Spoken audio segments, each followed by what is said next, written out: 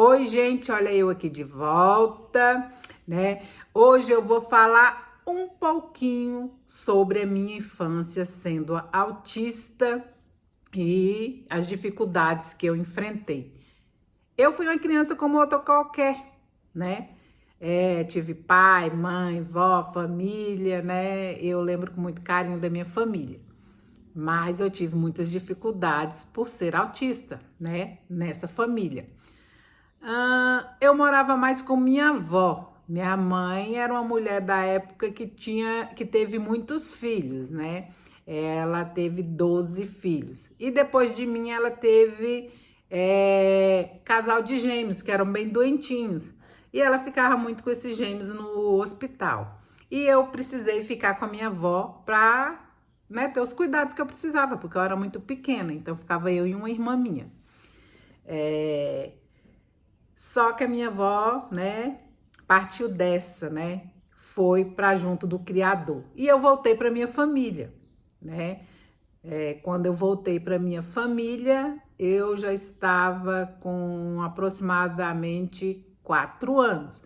E nessa idade eu perdi meu pai, né? Ele também foi para perto do criador. Eram muitas percas, né, que eu estava tendo. Irmãos, minha avó, meu pai, né?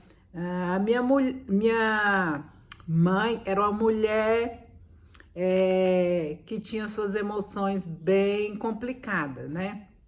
E perder tudo isso para ela também não foi fácil, né? E eu sempre estava junto da minha mãe tentando proteger. Imagina uma criança de 4 para 5 anos tentando proteger a mãe. Não dava certo, né? E minha mãe também partiu, né? Foi para junto do criador, mas ela foi de uma maneira nada agradável, né? Eu assisti a tudo, né? Por decisão dela mesmo, ela foi para junto do criador. Imagina, uma criança autista que já tinha tido tantas percas que não entendia, e a mãe, que ela era bem ligada, de repente tomou a decisão de ir para junto do criador, e eu assisti, né, toda a cena. Imagina aí os traumas que eu não tenho relacionado a isso. Uma criança autista, né, bem esperta, inteligente, assistindo tudo aquilo, né? Bom, depois de ver toda essa família que eu tinha, né? Que por mais conturbada que fosse a minha família, por mais humilde, por mais dificuldade que a gente passava, era meu mundo, né? O mundo de segurança que eu tinha. E de repente, do dia para a noite, foi se desfazendo tudo. E eu fiquei com meus irmãos, né? Éramos muitos, né? Tinha irmão bem pequenininho, né? Os mais novos, né? Sou eu e mais dois.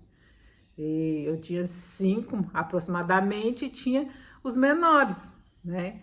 E meus irmãos não conseguiam cuidar, por mais que eles quisessem, tivessem muito amor e quisessem manter a família unida, eles não conseguiam cuidar, né? Eu já tinha irmão maior de idade, mas não conseguia.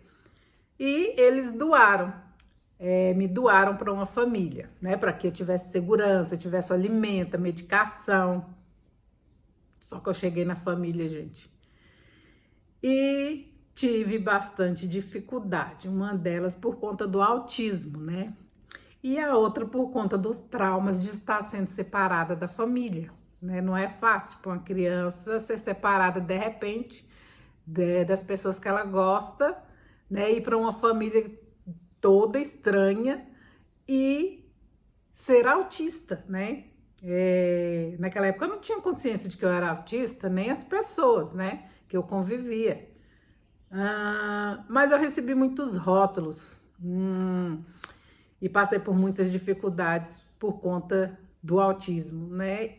E por conta mesmo das circunstâncias. Quando eu cheguei na família, eu não era nada de conversar, eu não falava, né? Eu chorava, queria minha casa, queria minha família, claro, né? E eu era muito questionada por não falar, né? E um dos rótulos que eu recebi foi de ser muda, né? Mas eu não era muda e nem nada. Eu sempre fui questionadora e curiosa, até certo ponto. Mesmo quando eu estava com a minha família. Só que os meus questionamentos não eram bem vistos, né? Uma pirralhinha que eu lembro de ser chamada assim, de 3 anos, querendo questionar um adulto.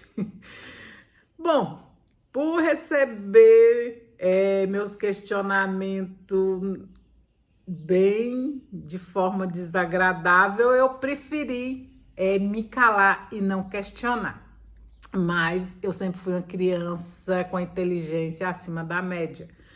E eu via as coisas que estavam acontecendo ao meu redor, não conseguia verbalizar, porque eu sabia que não eram bem recebidos, né? Meus questionamentos, e eu chorava, né? Sempre chorei muito, né? Sempre fui a chorona da família. E eu lembro que desde pequena eu nunca gostei muito de barulho nem de muita gente. E tinha um apelido também de bicho do mato. Eu não gostava de gente de jeito nenhum. E é desde pequenininha. Eu escondia sempre atrás da minha mãe, né? Minha mãe era um símbolo de segurança para mim, porque ela me protegia bem. E eu não gostava de barulho, não. E não falava muito. Bom, depois de passar por todas as dificuldades nessa família, né? Eu voltei para minha família, por minha própria vontade. Porque eu não estava sendo muito bem tratada na outra família e eu pedi para voltar para minha casa e voltei. Chegando na minha casa, meus irmãos não tinham condições, eu tive que ir para outra família e essa outra família eu amava bastante. Era um lugar que eu me sentia bem acolhida, o mais próximo de um lar, que era tranquilo, aconchegante, eu recebia todo o cuidado, né? Era para mim a família dos sonhos, né? Pai, mãe, filhinha e o silêncio. Lá era bem silencioso, eu lembro disso. Então, para mim era muito bom. Mas eu também não falava, né? Eles achavam que eu era muda também. Mas não deu certo. A moça engravidou e eu tive que voltar para os meus irmãos. E quando eu voltei para os meus irmãos, a maioria deles já estavam em outros locais. Só estavam os mais velhos, né? E meu irmão mais velho, né, viu que era muito difícil para cuidar de uma menina, né, no meio de tantos homens. Então ele falou para mim que eu teria que ir para outra família, né, que seria o mais correto, que eu precisava estudar, que eu já tinha pedido para ele para estudar, só que não tinha como ele me colocar na escola. E eu fui. Minha mãe adotiva disse que eu cheguei lá e pedi para ficar. E ela me acolheu e ela disse que só poderia me dar o estudo na época. Mas ela me deu muito mais que o estudo, né? Ela salvou a minha vida, porque se eu tivesse ficado nos locais que não eram adequados para mim, talvez eu não estaria aqui contando esse meu testemunho, essa minha história. Então foi isso aí, gente, a minha infância, né? Eu tenho bastante traumas relacionados a isso. A perca dos pais, o autismo por não ser compreendida, por ter passado por vários lares, por ter essas rupturas, né? O meu maior sonho era ver meus irmãos reunidos, né? Era uma das minhas orações. Graças a Deus nós somos bem reunidos e bem unidos. Precisou, o outro tá ali. Mas eu tenho dificuldades, né? Mesmo amando muito eles, eu tenho dificuldade de convivência. Eles são ótimos, gente, só que eles são bem barulhentos, né? Eles são alegres, eles gostam de música alta, tudo isso. Eu gosto dessas coisas, mas mais de longe, no meu cantinho. E eu fico muito feliz de ver eles felizes, festejando. E eu procuro dar o meu melhor para estar no meio deles, né? Porque eu sei que eles gostam de mim e querem minha presença. Só que para mim é muito difícil por conta da sensibilidade sensorial, né? Fico um pouquinho, quando eu vejo que não dá, hoje em dia, eu já peço logo, já vou embora e eu saio mesmo. desesperada quando vai chegando o meu limite.